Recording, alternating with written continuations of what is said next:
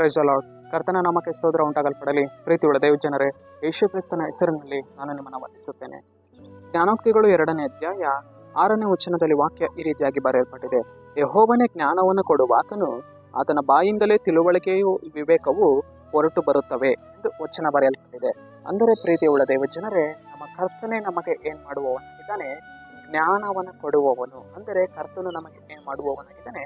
ಜ್ಞಾನವನ್ನು, ವಿವೇಕವನ್ನು, ತಿಳುವಳಿಕೆಯನ್ನು ಆತನು ನಮಗೆ ಏನ್ ಮಾಡುವವನಾಗಿದ್ದಾನೆ?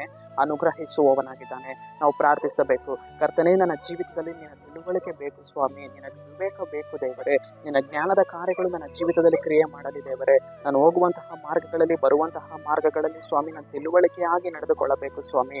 ಕರ್ತನೇ ನಿನ್ನ ವಿವೇಕವನ್ನು, ನಿನ್ನ ತಿಳುವಳಿಕೆಯನ್ನು ನನಗೆ ಅನುಗ್ರಹಿಸು ದೇವರೆಂದು ಪ್ರಾರ್ಥಿಸುವಾಗ ಕರ್ತನು ಖಂಡಿತವಾಗಿಯೂ ಅಂಗಿಸದೆ ಪ್ರತಿಯೊಬ್ಬರಿಗೂ ತನ್ನ ಜ್ಞಾನ, ವಿವೇಕ, ತಿಳುವಳಿಕೆಯನ್ನು ಆತನ ಏನ್ ಮಾಡುವವನಾಗಿದ್ದಾನೆ?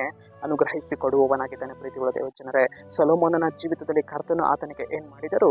ಅಪರಿಮಿತವಾದ ಜ್ಞಾನ, ವಿವೇಕಗಳನ್ನು ದಯಪಾಲಿಸಿದರು. ಅದೇ ರೀತಿಯಾಗಿ ನಮ್ಮ ಜೀವಿತದಲ್ಲಿಯೂ ಕೂಡ ಕರ್ತನು ನಮಗೆ ಏನ್ ಮಾಡುವವನಾಗಿದ್ದಾನೆ? ತನ್ನ ಜ್ಞಾನ, ವಿವೇಕ, ತಿಳುವಳಿಕೆಯನ್ನು ಆತನು ಅನುಗ್ರಹಿಸಿ ಕೊಡುವವನಾಗಿದ್ದಾನೆ. ಸರಿ, ನಾವು ಪ್ರಾರ್ಥಿಸಿಕೊಳ್ಳೋಣ. ಅಪ್ಪ ಕರ್ತನೆ, ನಿಮಗೆ ಸ್ತೋತ್ರ ಸ್ವಾಮಿ. ಮುಂಜಾನೆ ವೇಳೆಯಲ್ಲಿ ಕರ್ತನೆ ವಾಕ್ಯ ಭಾಗ ಸಂದೇಶವನ್ನು ನೋಡ್ತಾ ಇರುವ ಜನಗಳನ್ನು ಸಂಧಿಸು. ನಿನ್ನ ಜನರ ಜೀವಿತದಲ್ಲಿ ಕರ್ತನೆ ಜ್ಞಾನ, ವಿವೇಕ, ತಿಳುವಳಿಕೆಗಳನ್ನ ನೀನು ಅನುಗ್ರಹಿಸಿ ಕೊಡುವುದಕ್ಕಾಗಿ ಸ್ತೋತ್ರ. ನಜರೇತಿನ ಯೇಸುವಿನ ನಾಮದಲ್ಲಿ ತಂದೆಯ ದೇವರೇ, ಆಮೆನ್.